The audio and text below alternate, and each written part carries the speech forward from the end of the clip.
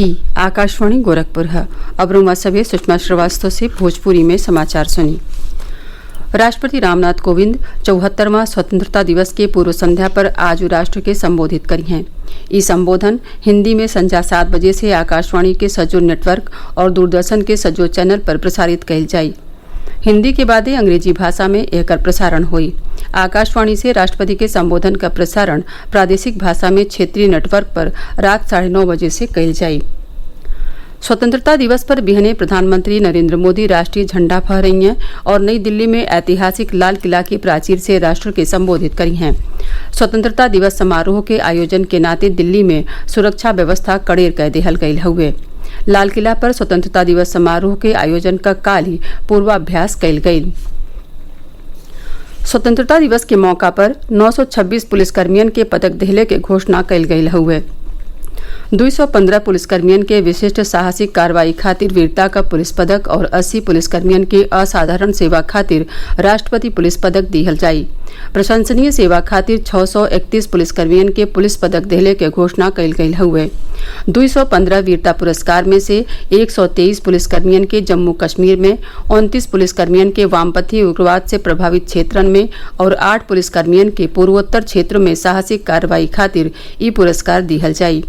वीरता पुरस्कार पावे वालन में 55 गो CRPF, 81 Jammu Kashmir police, 23 Uttar Pradesh police, 16 Delhi police, 14 Maharashtra, 12 गो झारखंड और बाकी औरियो राज्यन, केंद्र शासित प्रदेशन और केंद्रीय सशस्त्र पुलिस बल के जवान हुए। देश में पिछला 24 घंटा में 8,48,000 से ज्यादा कोविड नमूना के जांच कइल गयल हुए। लगातार दूसरका दिन ने 8 लाख से ज्यादा नमूना के जांच कइल गयल। देश रोज 10 लाख जांच कइले के क्षमता हासिल कइले के दिशा में आगे बढ़त हुए। केंद्रीय स्वास्थ्य मंत्रालय के मुताबिक यह उपलब्धि में केंद्र और राज्य और केंद्र शासित प्रदेशन के मिलल जुलल कोशिश का विशेष योगदान बाटे। साप्ताहिक आधार पर जांच के संख्या में ढेर बढ़ोतरी भइल हुए। पिछला महीना के पहला हफ्ता में जहां 2,30,000 नमूना के जांच कइल गई, वहीं ये हफ्ता अबले 7 लाख नमूना के जांच कइल जा चुकल हुए। देश में अबले करीब 77 लाख नमूना के जांच हो चुकल हुए। प्रति 10 लाख आबादी पर करीब 20,000 लोगन के जांच कइल जा रहा हुए। ए साल जनवरी में देश में खाली 1 गो जांच प्रयोगशाला रहे, बाकी ए समय देश में 1,451 प्रयोगशाला में कोविड-19 के जांच हो रहल बाटे। एमे से 958 सरकारी और 493 निजी जांच केंद्र हुए। देश में कोविड से ठीक होने वाले लोगों की संख्या 17,51,000 से ज्यादा हो गई बाटे। पिछला 24 घंटा में 55,000 से ज्यादा लोग ठीक भइले। ठीक भइले के दर 71% से ज्यादा हो गई बाटे और मृत्यु दर 2% से कम हो गई बाटे। केंद्रीय स्वास्थ्य मंत्रालय के मुताबिक पिछला 24 घंटा में देश में कोरोना का 64,000 से ज्यादा मामलन के पता लागल हुए। करीब 6,62,000 कोविड मरीजन के इलाज चली रहा हुए। पिछला 24 घंटा में इस संक्रमण से 1,007 लोगन के मौत हो गई।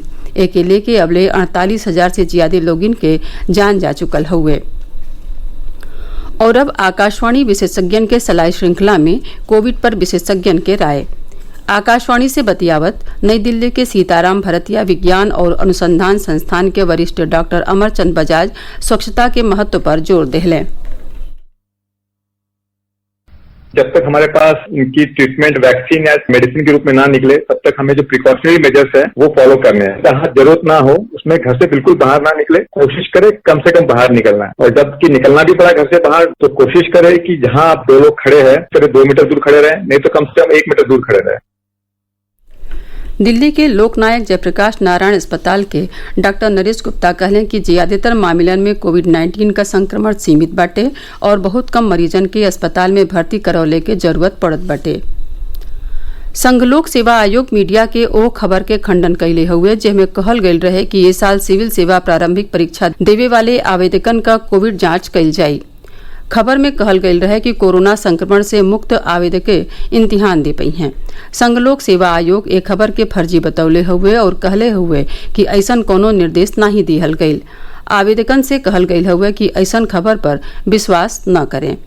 एक साथ ही भोजपुरी समाचारन का ई बुलेटिन पूरा भइल। नमस्कार।